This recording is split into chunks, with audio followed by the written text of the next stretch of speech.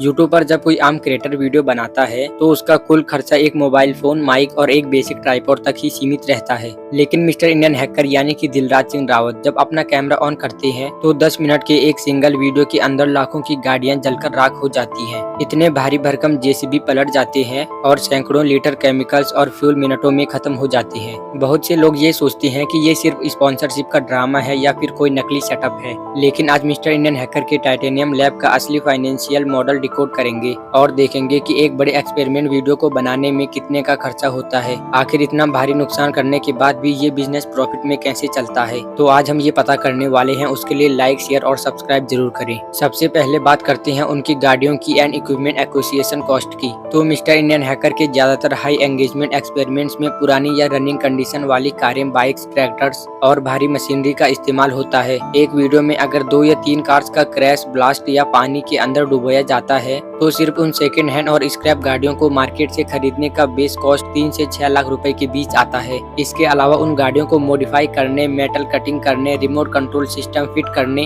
और क्रेन या जेसीबी को घंटों तक किराए पर चलाने का लॉजिस्टिक चार्ज अलग से 1 लाख से 2 लाख रुपए बैठता है। अब बात करते हैं सेफ्टी एंड केमिकल एक्सपेंसेस पर। भारी मात्रा में लिक्विड नाइट्रोजन, रॉकेट फ्यूल, पटाखे, गैस सिलेंडर्स, भारी सेफ्टी गियर्स और ड्रोन सेटअप की कीमत हर एक शूट में 50,000 से 1.5 लाख रुपए तक पहुंचती है। तो किसी भी बड़े एक्सप्लोजिव या आउटडोर स्टंट से पहले fire fighting equipments, first aid backup और प्राइवेट लैंड रेंटल की कॉस्ट को जोड़ लिया जाए तो एक बड़े स्केल के सिंगल वीडियो का प्रोडक्शन बजट आसानी से 8 से 12 लाख रुपए के आंकड़े को छू जाता है। इसके बाद आता है सबसे बड़ा फिक्स मंथली का खर्चा, titanium lab and staff salary. Mister Indian hacker के पास 30 से 40 फुल टाइम लड़कों की एक इन हाउस टीम है, जिसमें कि फैब्रिकेटर्स, ड्राइवर्स, कैमरामैन, एडिटर और सेफ्टी सुपरवाइजर शामिल है। और इस पूरे स्टाफ की मंथली सैलरी टाइटेनियम लैब की बिजली, सिक्योरिटी और मेंटेनेंस का फिक्स बिल हर महीने कम से कम 15 से 20 लाख रुपए तक बैठता है। इसका मतलब ये है कि वीडियो चाहे हफ्ते में एक आए या फिर रोज, ये खर्चा 24 घंटे चालू रहता है। तो अब सबसे भारी सवाल ये उठता है कि इतना भारी कैश फूकने के बाद भी ये पूरा ऑपरेशन प्रॉफिटेबल कैसे रहता है। पहला रिटर्न आता है यूट्यूब एडसेंस से। जब किसी 10-12 लाख के खर्चे वाले वीडियो पर 15 से 25 मिलियन व्यूज आते हैं तो सिर्फ हाई सीपीएम एडसेंस रिवेन्यू से 5 से 8 लाख रुपए सीधे रिकवर हो जाते हैं। दूसरा और सबसे बड़ा रिवेन्यू है driver integrated brand sponsorship. Mister Indian hacker जैसे मैसिव रीच वाले चैनल पर एक सिंगल वीडियो स्पॉन्सरशिप का रेट 25 से 40 लाख रुपए के बीच होता है।